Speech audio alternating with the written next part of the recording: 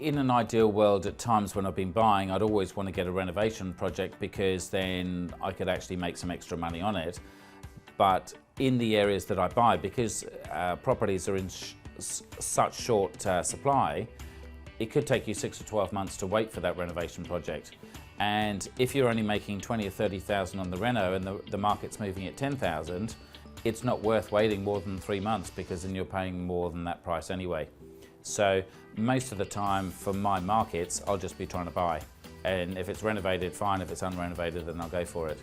But if a major part of your strategy is to buy something that you can do major renovations to, then obviously you're going to need to look in different areas and to wait to find that thing. So we get quite a few clients that are in that position, and we'll say, look, well, let's get something that's kind of rentable now for the next 2 to 5 years.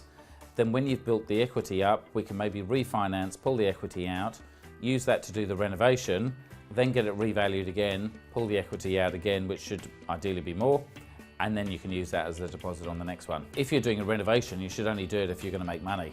And so that's exactly the thing, is all the money I put in, I want to be able to refinance and take out afterwards. So we're going to probably be spending maybe 80,000 on a 2-bedroom unit, and ideally we want that to rise maybe 100, 120,000. And the cost of borrowing 80,000 at 5% interest is about $4,000 a year.